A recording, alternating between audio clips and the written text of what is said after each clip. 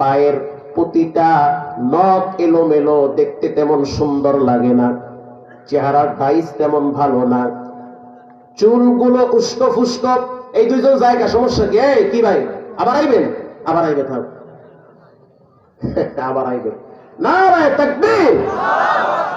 একটা উঠবেন না, বাবার আগে চিন্তা ভাবনা করে বল নাই, ওঠেন খা, মেহমান না আমি, ভালো না লাগলো বইয়ে বই চুপচাপ আল্লাহ বিল্লাহ করবেন, সুবহানাল্লাহ মনে মনে চুপচাপ বইয়ে বই সুবহানাল্লাহ। ভালো লাগতে আছে নামাজ দরকার নাই, সুবহানাল্লাহ সুবহানাল্লাহ সুবহানাল্লাহ, সব আছে না নাই?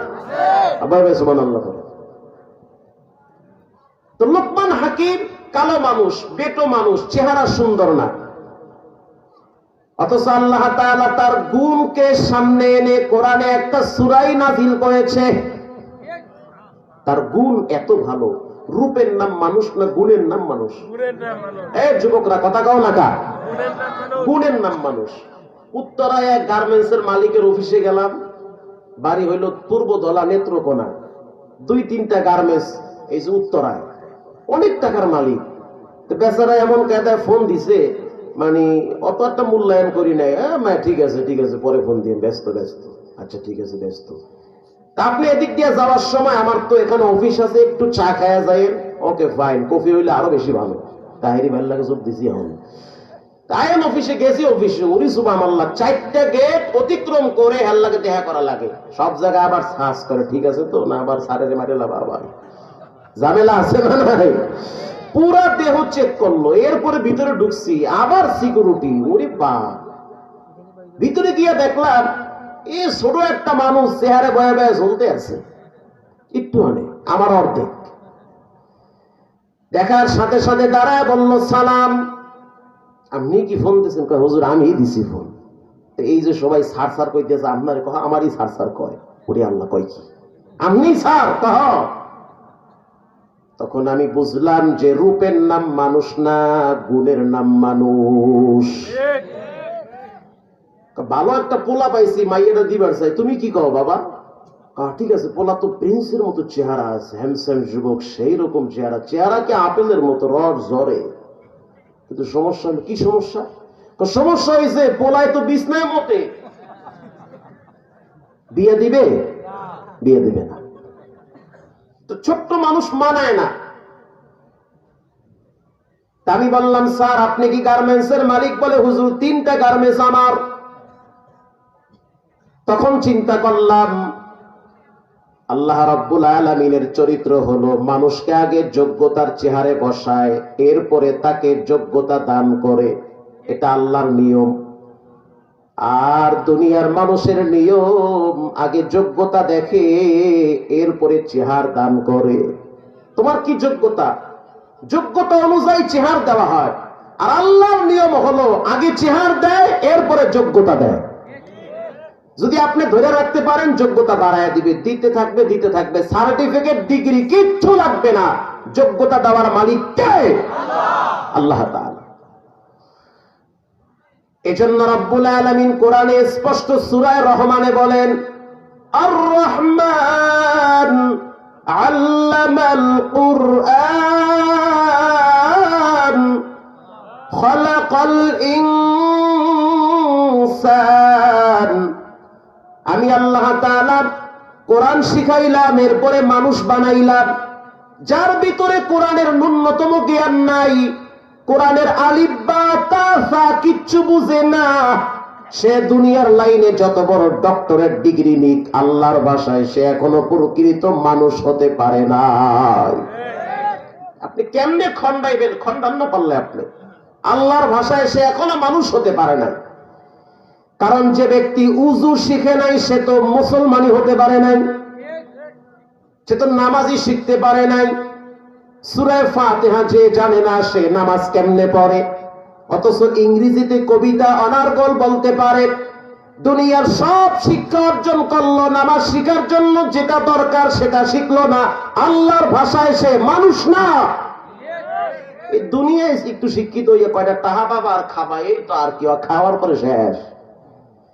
কিন্তু রবের ভাষায় যে আমার কাছে গুণগত মানুষের বড় দাম। আমি মানুষের চেহারা দেখি না, সৌন্দর্য দেখি না, আমি মানুষের গুণ দেখি, গুণ গুণ। এরকম গুণওয়ালা একজন কালো ব্যক্তির নাম হলো হযরত লোকমান। আল্লাহু আকবার। অনেক গুণে ভরা লোকমান হাকিম কালো মানুষ। আরো একজন কালো মানুষের নাম হযরত বেলাল। বলেন মারহাবা। কে সেই বেলাল? আল্লাহর হাবিব রাহমাতুল লিল আলামিন যখন জান্নাতে সফর করলেন মেরাজের রাতে, হযরত জিবরাইলকে প্রশ্ন করা হয়, জিবরাইল, বাইহাকি শরীফের হাদিস, আল্লাহর নবী বলে, জিবরাইল জান্নাতের ভিতর থেকে তো কোরআন তেলাওয়াতের আওয়াজ আসতেছে। এটা হাদিস, মিথ্যা বললে জিহ্বা কাটা যাবে।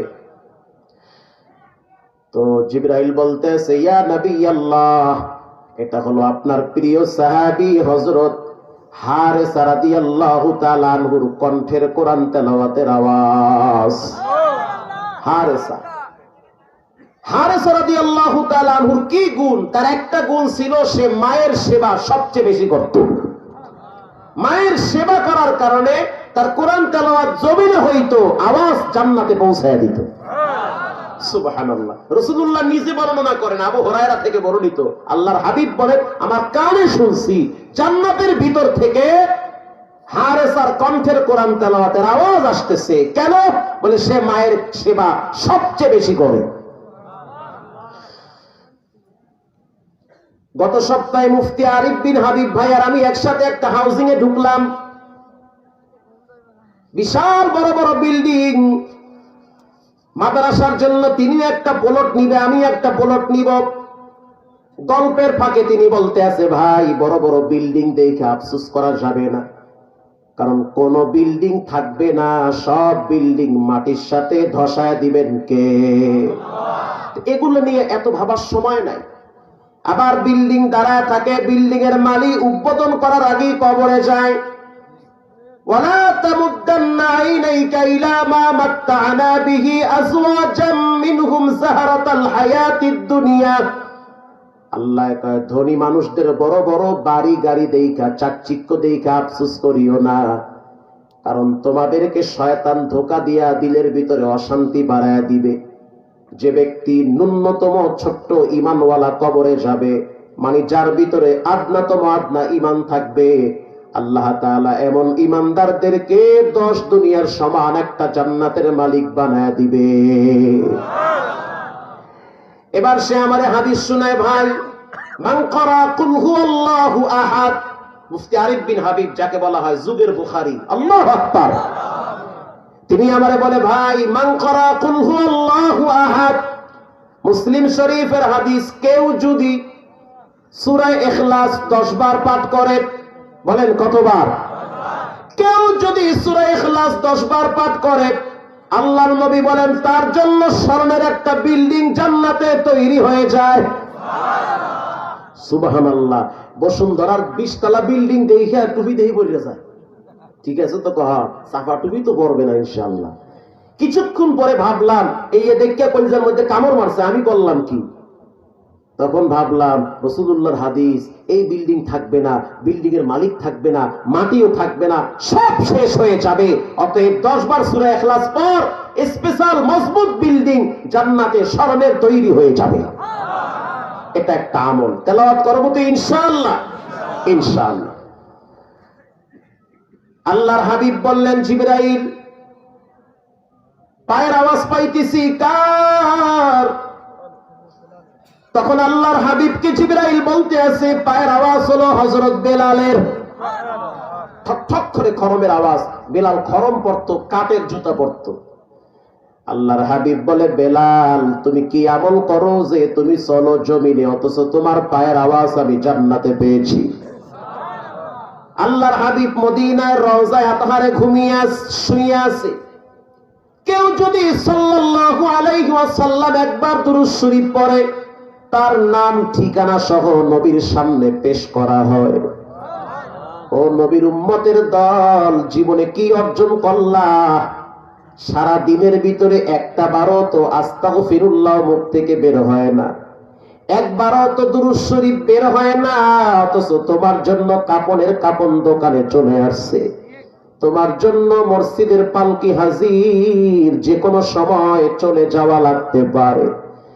আল্লাহর রাসূল বলেন, কেউ যদি একবার পরে সাল্লাল্লাহু আলাইহি ওয়াসাল্লাম, তার আমলনামায় 10টা নেকি জমা করে দেওয়া হয়, 10টা গুনাহ মাফ করে দেওয়া হয়, 10 গুণ সম্মান, মর্যাদা, ইজ্জত বাড়ায় দেয় কে? আল্লাহ তাআলা।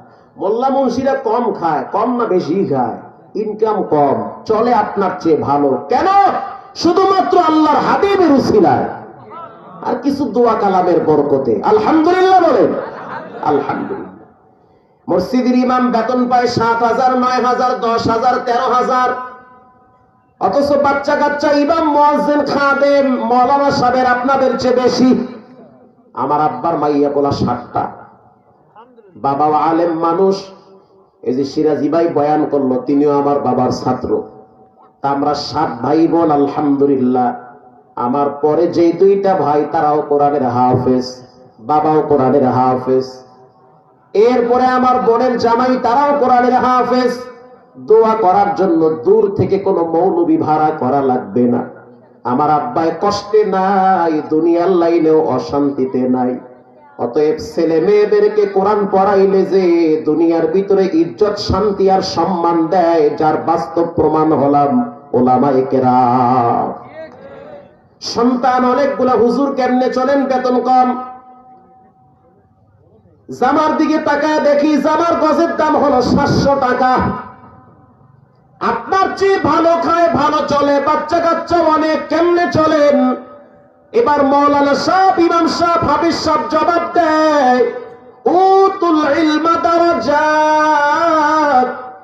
যার ভিতরে ইলম আছে, কোরআনের জ্ঞান আছে, রবের ওয়াদা, তার মর্যাদা, সম্মান আল্লাহ বাড়ায় দিবে।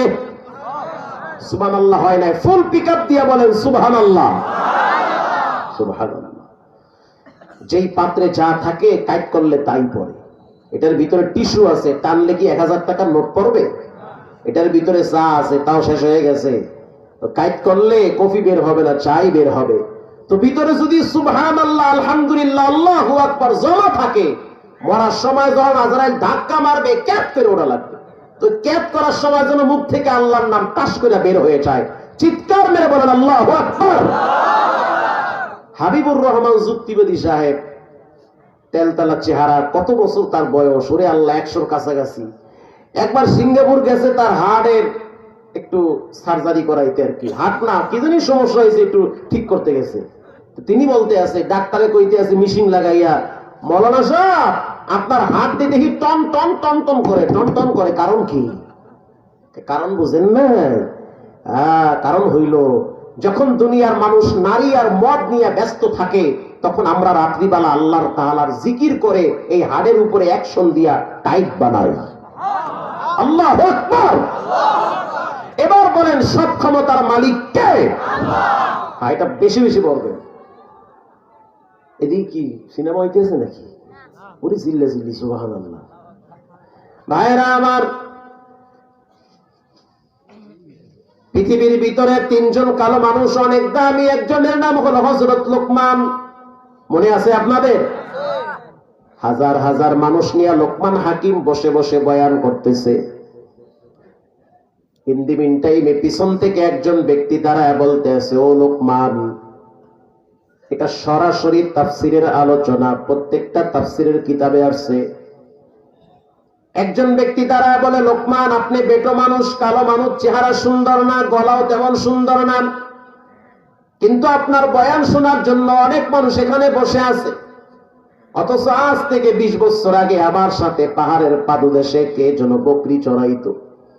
দেখতে আপনার মতো, চেহারা আপনার মতো, কণ্ঠ আপনার মতো। আপনি যে ওই ব্যক্তি কেমনে বলি, কারণ আপনি তো সম্মানের চেহারে বসা আছেন। এবার বলেন, ইজ্জত সম্মান দেওয়ার মালিক কে? লোকমান হাকিম বলে যে, বাবা তুমি ঠিকই দেখছো, আজ থেকে 20 বছর আগে আমি লোকমান তোমার সাথে পাহাড়ের নিচে বকরি চড়াইতাম, রাখাল ছিলাম আমি। وَتُعِزُّ مَن تَشَاءُ وَتُذِلُّ مَن تَشَاءُ بِيَدِكَ الْخَيْرُ তাকবীর। ইজ্জত দেওয়ার মালিক আল্লাহ, সম্মান দেওয়ার মালিক আল্লাহ। অতএব যুবক শুনে নাও, আল্লাহ মানুষের চেহারা দেখে সম্মান দেয় না, বরং গুণ দেখে সম্মান দেয়। ও লোকমান, তোমার ভিতরে এমন কি গুণ আছে? লোকমান বলে 3টা গুণ আছে। বলেন মারহাবা। 1 নম্বরের গুণ, তাফসীরের কিতাবে আছে 11টা গুণ। রাইসুল মুফাসসিরিন আব্দুল্লাহ ইবনে আব্বাস বলেন বেসিক তার ভিতরে গুরুত্বপূর্ণ 3টা গুণ ছিল। 1 নম্বরের গুণ, লোকমান হাকিম বলেন আমি যখন রাস্তা দিয়ে চলতাম আমার চোখগুলারে আমি হেফাজত করতাম, বেগানা নারীর দিকে তাকাইতাম না, কোন হারাম জিনিসের দিকে তাকায়া তাকায়া চোখের মজা নিতাম না। কারণ চোখ আল্লাহর দেওয়া দামি সম্পদ, যে কোনো সময় চোখে